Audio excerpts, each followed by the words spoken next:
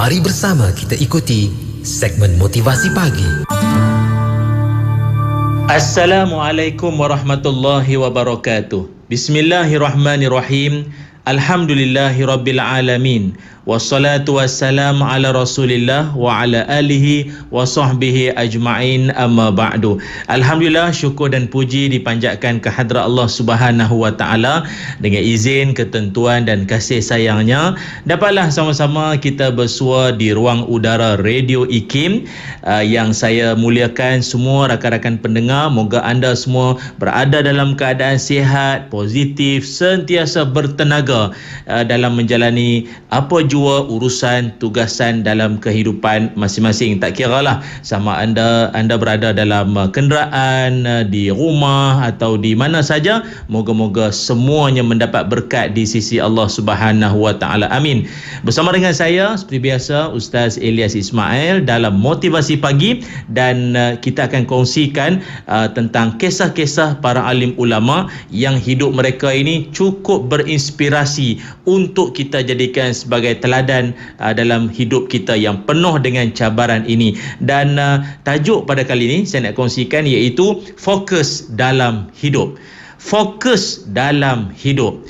Dan kita kena ingat, sifat manusia yang berjaya ialah mereka sering fokus terhadap apa yang mereka lakukan atau beri sepenuh, berikan sedaya mungkin minat mereka terhadap apa yang mereka lakukan. Daya tumpuan apa yang diusahakan, dengan apa jua yang sedang mereka hadapi, mereka tetap fokus dan mereka memberikan tumpuan yang sepenuhnya. Khususnya kerja yang diamanahkan, tugas yang diberikan, dia akan laksanakan dengan penuh minat, dengan penuh kesungguhan dan fokus.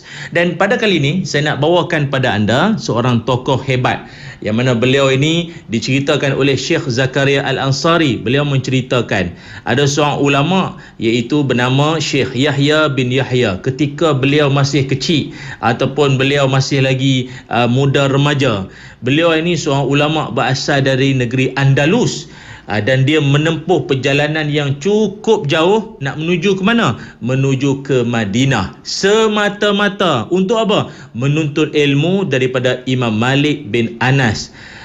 Tuan-tuan kena ingat, perjalanan yang jauh ini bukan senang-senang nak ditempuh oleh orang dulu-dulu, melainkan dengan kesungguhan, dengan minat mendalam. Walaupun orang kampung, jiran, kiri kanan pakat duk kata hantar sodok pila mengaji jauh-jauh, mengaji sini-sini, sudahlah, pandai serupa itu juga, belajar jauh-jauh belum tentu ada kerja. Tidak. Bagi Syekh Yahya bin Yahya ini, bagi dia, minat dia, fokus dia terhadap ilmu, tiada tandingan, tiada siapa yang boleh cuba nak menghalang. Apa yang menariknya, ketika Syekh Yahya ini dia menuntut ilmu, belajar dengan Imam Malik, ilmu hadis, fiqah dan ilmu akhlak dan banyak lagi. Satu ketika dalam majlis Imam Malik ini, Syekh Yahya ketika dia duduk dalam majlis ilmu tu, tiba-tiba melintas seekor gajah. Di hadapan majlis ilmu yang sedang berlangsung, yang disampaikan oleh Imam Malik itu. Tiba-tiba ada gajah lalu. Bila gajah tu lalu, biasalah binatang yang jarang-jarang terlihat di negeri Arab ni, apatah lagi di Madinah ni pula, membuatkan ramai anak-anak murid, student yang tengah duk belajar menuntut ilmu jadi terkejutlah. Terkejut. Lepas tu rasa macam nak pergi tengok. Tu dia gajah. Gajah fil gajah kan, pakat nak pergi tengok elephant. Jadi semua pakat pergi tengok. Kacau siapa pula? Kecuali Syekh Yahya bin Yahya ini. Dia langsung tak bergerak, dia duduk saja di tempat duduk dia. Dia tak tinggalkan langsung majlis Imam Malik, malah dia terus duduk dan dia fokus dengar pengajaran daripada guru dia. Lalu Imam Malik kata, "Mengapa engkau tidak keluar pergi tengok gajah? Pergilah tengok gajah. Bukannya ada gajah dekat negeri engkau ni, jarang tengok ni, pergilah tengok." Apa jawab Syekh Yahya ini? Kata beliau, ini bagus. Pendirian, suatu kata-kata yang begitu membangkitkan jiwa kita bahawa fokus terhadap apa yang kita buat itu adalah resepi kejayaan. Kata beliau, "Aku keluar dari Andalus Maknanya aku datang daripada negeri aku punya jauh, berjumpa dengan tuan guru untuk menuntut ilmu dan belajar adab daripada tuan. Kerana aku datang dari Andalus bukan untuk gajah. Masya Allah. Oh, ayat dia power. Ayat dia power. Dia kata dia datang jauh-jauh dari Andalus bukan kerana gajah, tapi aku datang sini nak menuntut ilmu daripada Imam Malik dan belajar adab daripada beliau, bukan kerana gajah. Sebab itu Imam Malik begitu kagum dan sangat teruja dengan jawapan anak muda ini, sehingga kan dia diberikan gelaran tokoh cerdas dari Andalus. Itulah kisah Syekh Yahya bin Yahya yang boleh kita jadikan sebagai pedoman dalam hidup. Orang yang berjaya ini, dia ada satu sifat seperti yang saya katakan di awal tadi, iaitu dia senantiasa fokus pada matlamat dia dalam kehidupan. Contoh, tuan-tuan sedang memandu, naik atas highway, atas jalan raya, fokus pada jalan. Fokus pada jalan, bukan pada tembok, bukan pada divider. Kan orang yang sering kali dalam hidup sering terlanggar dengan itu dan ini, banyak bahaya, benda-benda yang tak sepatut, habis dia langgar semua. Barangkali dia fokus pada itu.